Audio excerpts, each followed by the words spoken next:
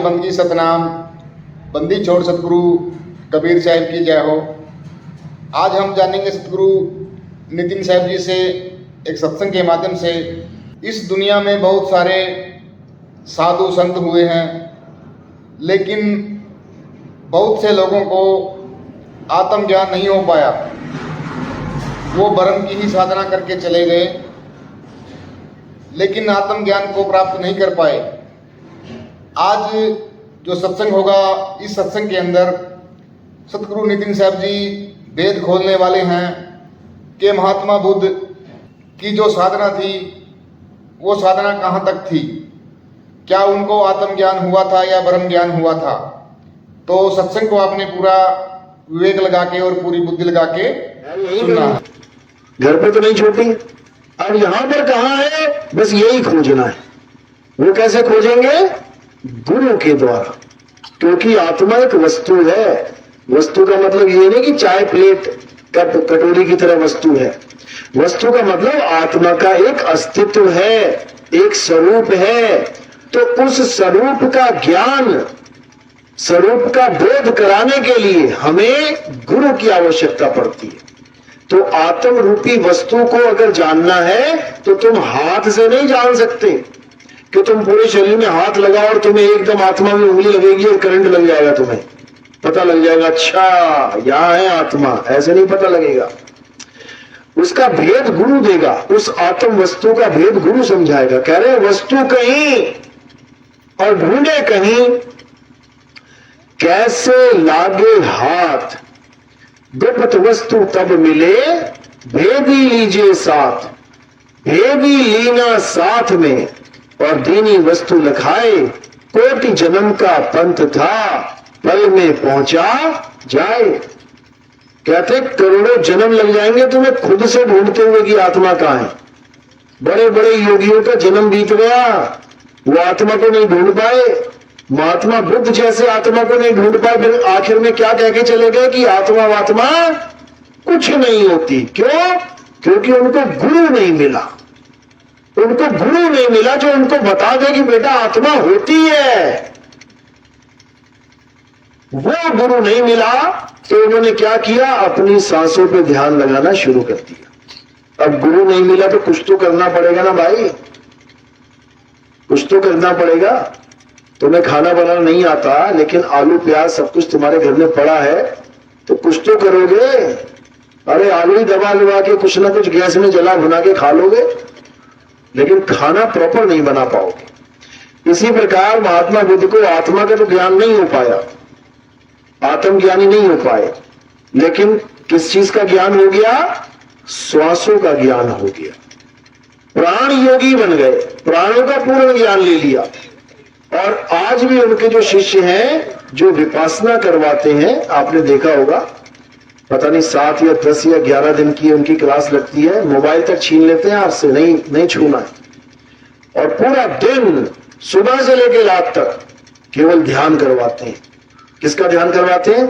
कभी कहेंगे शरीर पे ध्यान करो, इस उंगली पे ध्यान करो। अब तुम 1 घंटे तक उंगली पे ध्यान रखोगे, फिर बदल जाएगा। अब कहेंगे कान पे ध्यान रखो, 1-2 घंटा कान पे ध्यान रखो, फिर बदल जाएंगे नाक पे ध्यान रखो, फिर कहेंगे आंख फड़फड़ा रही है उस पर ध्यान रखो। यानी केवल ज्ञान ना होने के कारण, आत्मा का ज्ञान ना होने के कारण पूरी काया पे ध्यान धरवा देंगे। और लास्ट में क्या बोलेंगे? अब श्वासों पे ध्यान रखो। जब तुम्हारी आदत पक्की हो जाएगी ध्यान करने की, यानी जब तुम उंगली के बारे में ध्यान कर रहे हो तो केवल उंगली तक ही ध्यान सीमित हो रहा है, यानी बाकी हर जगह से डिटैच हो जा रहे हो, तब वो तुम्हें श्वास से जोड़ देंगे। अब आती जाती श्वास को देखते रहो और जन्म बिता दो पूरा, बस यही है उनका ज्ञान। इसी को विपासना कहते हैं। चाहो तो जाके करके देख लेना, लेकिन ये भी पूर्ण ज्ञान नहीं है। जिसने भी श्वासों का ज्ञान प्राप्त किया वो कभी आत्मा को जान ही नहीं पाया। इसीलिए महात्मा बुद्ध ने ये कहा कि आत्मा होती ही नहीं है। आज भी महात्मा बुद्ध वाले इसी बात पे अड़े पड़े हैं कि आत्मा होती ही नहीं है। तो फिर कबीर साहब क्यों कह रहे हैं कि आत्म ज्ञान बिना नर भटके? फिर तो यानी कबीर साहब भी, क्योंकि वो ये सोचते हैं कि जो आत्मा की बात कर रहा है वो सब कौन है? कौन है? ब्राह्मण है। क्योंकि देवी भागवत में या भागवत में या गीता में या पुराणों में आत्मा का जिक्र आता है, तो उनको लगता है कि जो भी आत्मा की बात कर रहा है वो सब ब्राह्मण है, पाखंडी है। इसलिए उन्होंने कबीर साहब को भी बीच ही में ले लिया, क्योंकि कबीर साहब आत्मा की बात करते हैं, नानक साहब आत्मा की बात करते हैं। आत्म देव पूजिए गुरु के सहज सुभाए, गुरु ग्रंथ साहब की वाणी है। आत्म में राम, राम में आत्म। जहां भी आत्मा की बात आती है तो महात्मा बुद्ध वाले कहते हैं आत्मा होती ही नहीं है, साबित करके दिखाओ। अब करो साबित इनको। अब कोई आत्मा को साबित कर सकता है? आत्मा साबित हो सकती है कि है कि नहीं, दिखती नहीं है, लेकिन साबित हो सकता है। कैसे? जैसे ये करंट है, दिखता नहीं है, लेकिन साबित तो कर सकते हैं ना कि है कि नहीं है।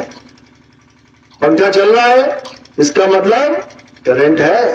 पंखा रुक गया, इसका मतलब करंट नहीं है।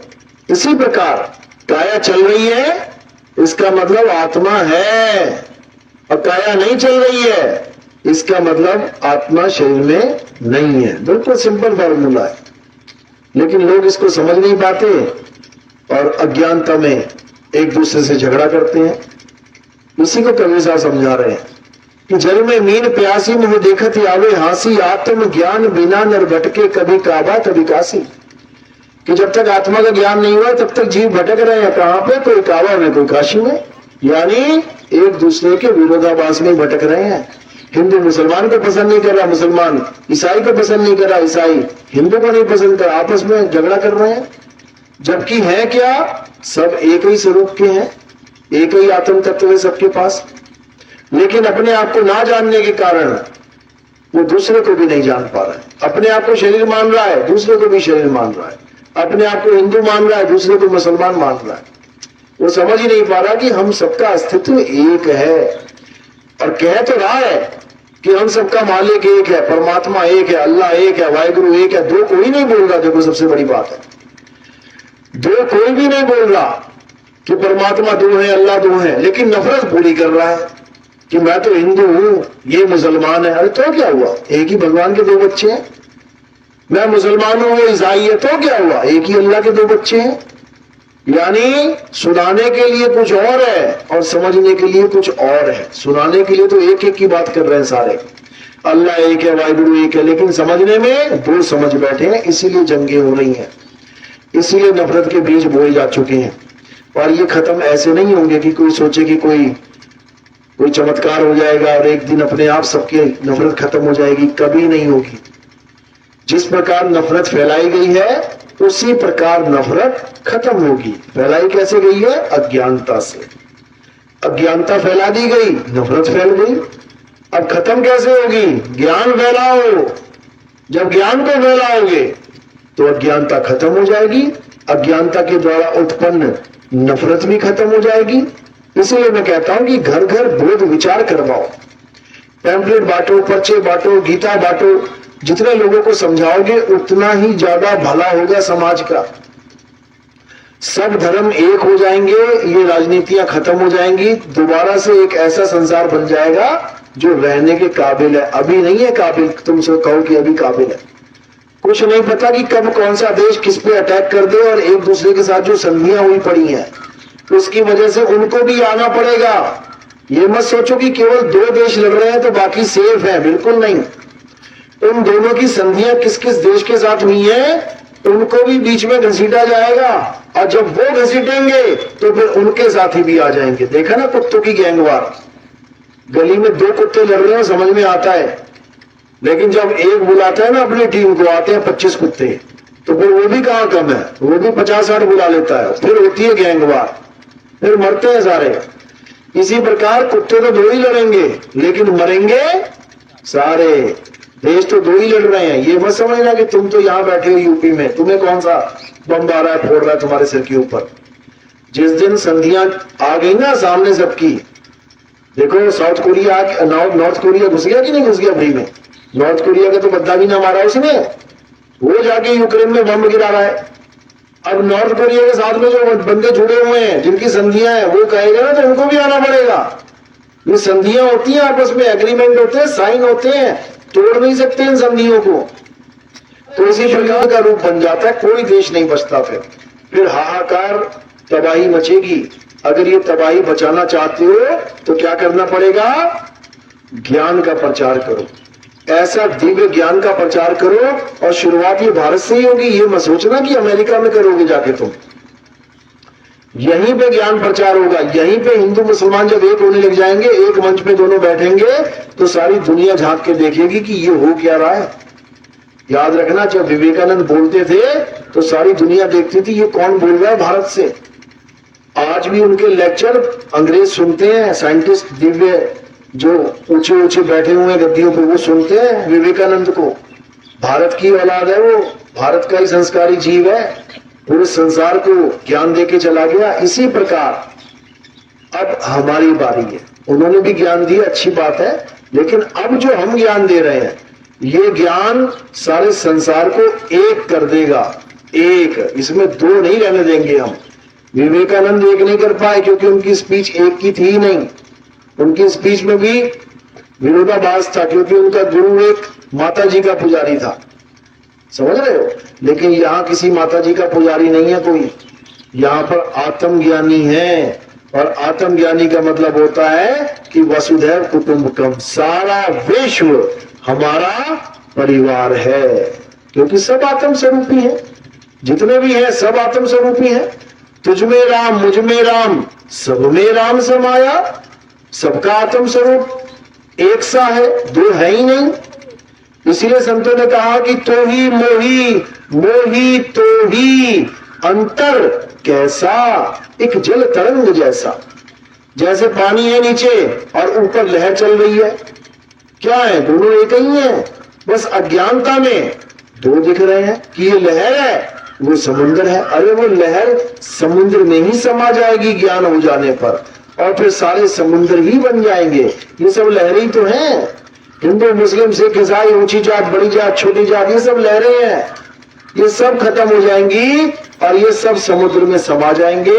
सबकी जन्म मरण से मुक्ति हो जाएगी, सबके बंधन टूट जाएंगे। तो इसी को समझना, ये तब होगा जब तुम्हारे जीवन में सतगुरु आएगा।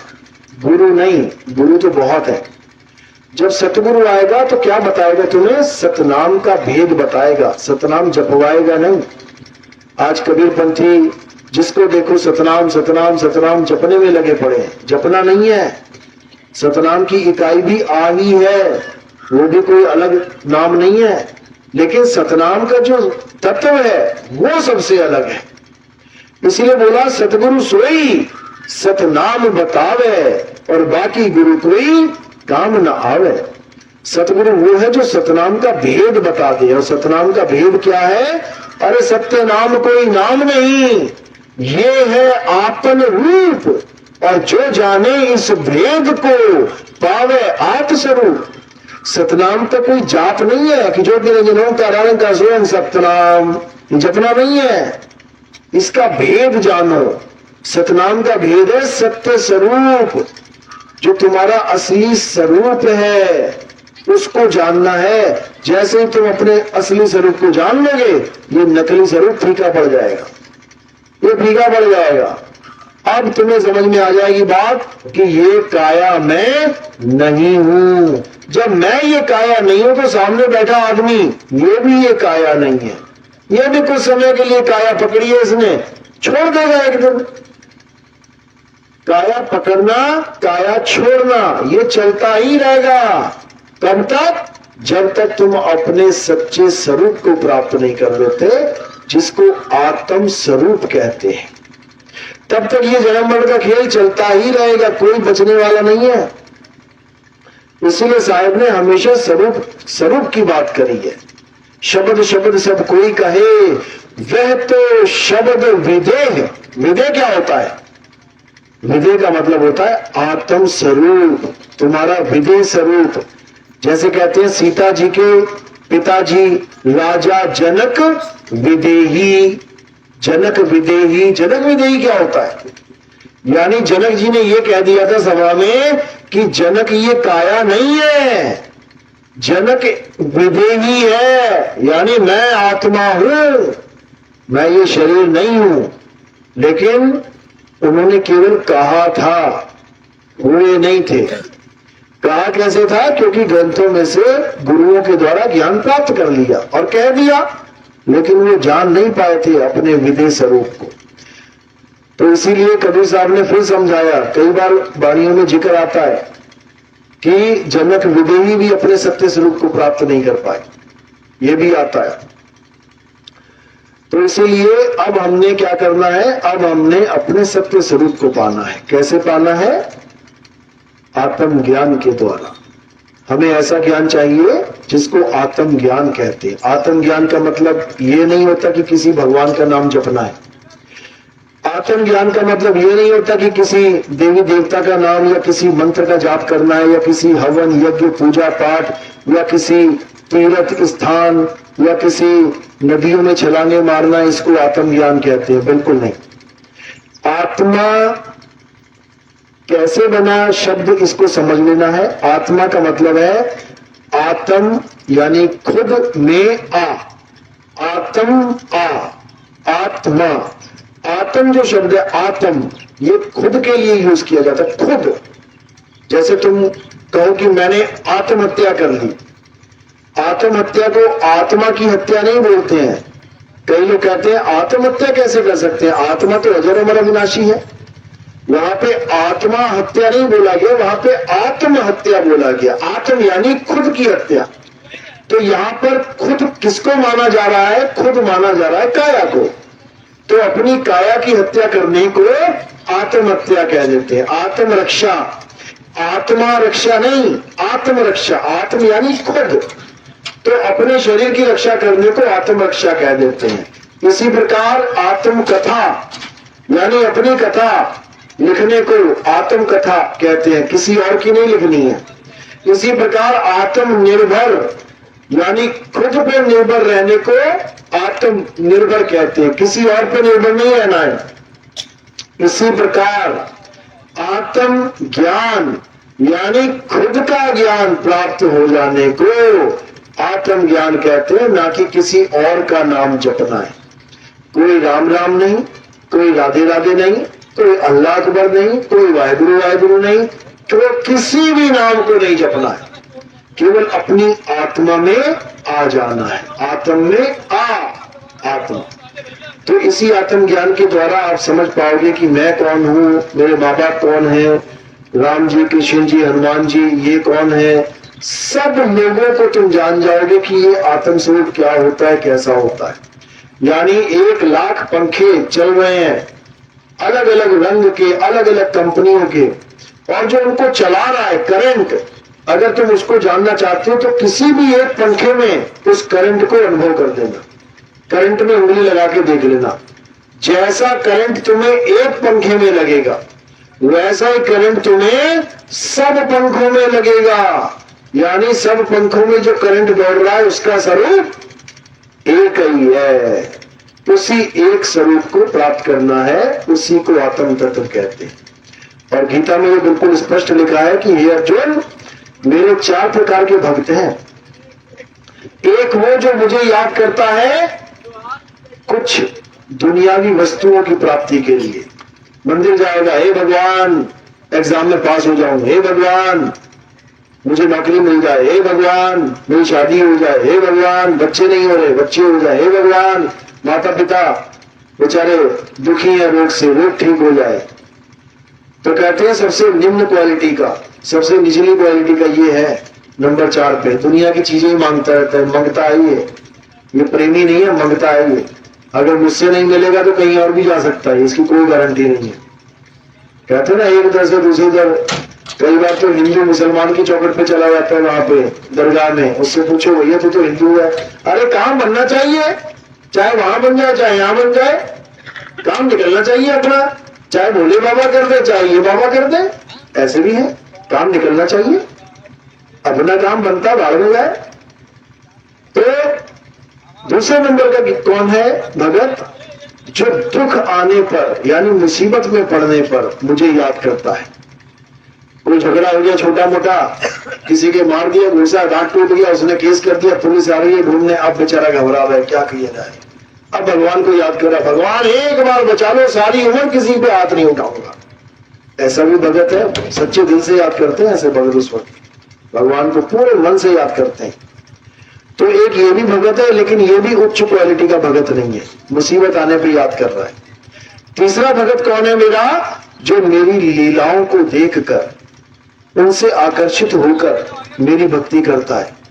वो देखता है, अरे ईसा मसीह ने तो केवल एक क्रूस उठाया था, अरे मुसलमानों के एक पीर ने तो केवल या अली कह के दरवाजा उठाया था, अरे कृष्ण जी ने तो पूरा पर्वत उठा लिया, यानी ये ज्यादा पावरफुल है, ये हैं बढ़िया वाले, असली वाले भगवान। अरे कृष्ण जी ने उसको मार दिया, उसको ऐसे मारा, उसको वैसे मारा, अरे कृष्ण जी हैं सबसे बढ़िया। तो लीलाओं को देखकर, यानी शारीरिक लीलाओं को देख जो मेरी भक्ति करते हैं, वो मेरे तीसरे नंबर के बंदे हैं, भगत है। वो भी मुझे इतने प्रिय नहीं है, वो तो कोई भी कर लेगा। मेरी लीलाएं देखिए, किसी और की भी देखने लग जाएगा लीलाएं, शायद वहां अट्रैक्ट हो जाए।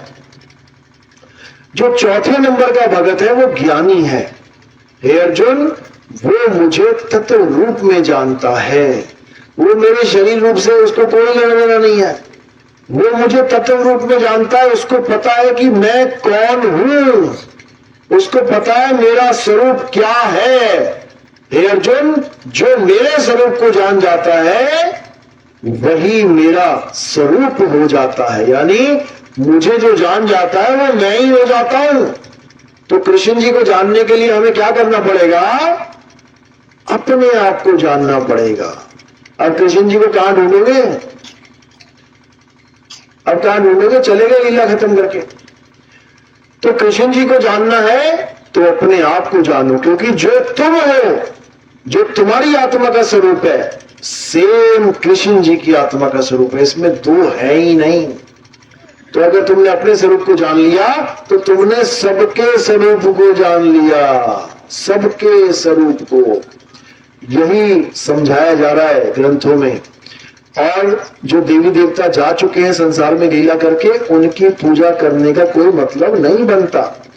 किसी हॉस्पिटल में कोई डॉक्टर है, बहुत नाम है उस डॉक्टर का, बहुत बढ़िया ऑपरेशन करता है, चला गया हॉस्पिटल छोड़ के, निकल गया, उसकी जगह कोई और आ गया, वो दुनिया से चला गया, और अगला आ गया, वो भी दुनिया से, सारे दुनिया से जा रहे हैं। 10 डॉक्टरों की लिस्ट लग गई जो दुनिया छोड़ के जा चुके, नंबर 1 के टॉप के डॉक्टर थे। अब जो नया पेशेंट आएगा, क्या वो पुराने डॉक्टरों से इलाज करवा सकता है? जो दुनिया छोड़ के चले गए वो कैसे इलाज करेंगे उसका? वो सारी उम्र भी इंतजार कर लेगा ना, डॉक्टरों के नाम जपता रहेगा, तब भी उसका इलाज नहीं हो पाएगा। अब उसका इलाज कौन करेगा? जो उस हॉस्पिटल में नया डॉक्टर अपॉइंट होगा, वो उनका इलाज कर सकता है। यानी इस दुनिया को तारने के लिए किसी राम जी, किसी कृष्ण जी की जरूरत नहीं है। समझ लो इस बात को, वो नहीं तार पाएंगे। क्यों? क्योंकि लीला खत्म हो गई उनकी। अब कौन है दुनिया को तारने वाला? हमारे पुराणों में उसका नाम भी है, उसको हम जानते भी हैं, सुना भी है, लेकिन उसको हमें जानकारी नहीं है कि वो कैसे तारेगा।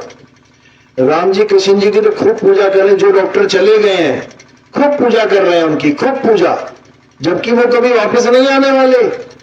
समझ लो, आज राम जी का अयोध्या में मंदिर स्थापित हुआ है तो राम जी ने नहीं करवाया, वो युद्ध करके, वो आम इंसानों ने कोर्ट में लड़े केस। समझ लो। तो इसी प्रकार जो पुराने चले गए वो आपकी कोई मदद नहीं कर सकते। हाँ, आपकी श्रद्धा जरूर जुड़ी रह सकती है उनसे।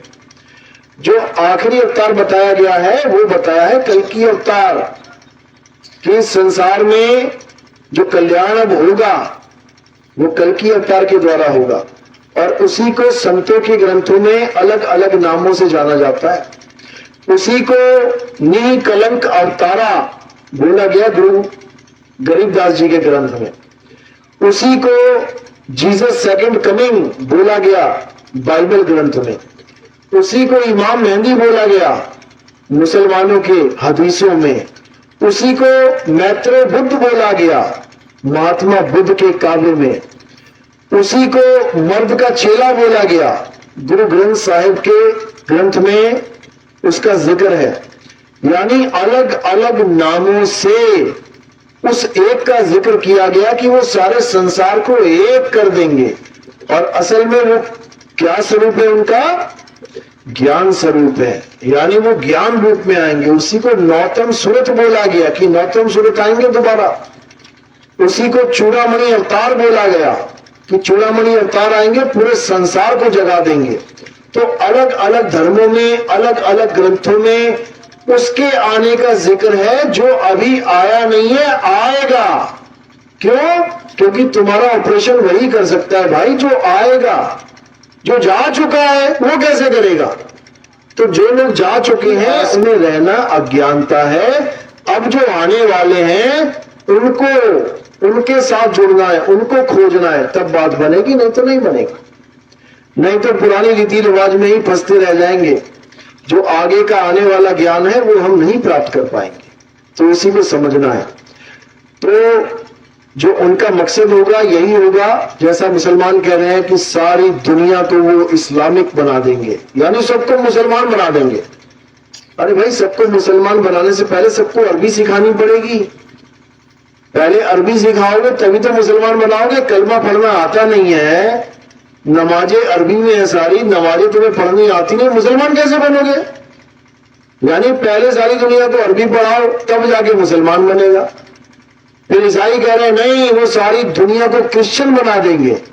क्रिश्चियन कैसे बना देंगे? अंग्रेजी की प्रेयर सिखानी पड़ेगी। अनपढ़ लोगों को अंग्रेजी सिखाओ पहले तुम, तब जाके प्रेयर पढ़ेंगे, बाइबल पढ़ने लायक होंगे। तो ये भी संभव नहीं है। कई कह रहे हैं कल की अवतार आएगा, सारी दुनिया को सनातनी बना देगा। बताओ, सनातनी बना कैसे बना देगा? घोड़े पे आएंगे तलवार लेके, सबको काटते चले जाएंगे। अरे सनातनी बनने आए हैं कि बेचारे कांडी करने आए हैं? वो सबको मार ही देंगे, सबको मार देंगे, वो सनातनी किसे बनाएंगे? क्योंकि कोई समझ ही नहीं पा रहा है कि वो घोड़ा कौन है, वो तलवार क्या है, वो कल की अवतार क्या है, कोई नहीं समझ पा रहा। वो घोड़े ये घोड़े नहीं है तुम्हारे कि ये तुम्हारे देसी घोड़े, वो घोड़े हैं। घोड़े किसके? अकल के घोड़े दौड़ाने हैं।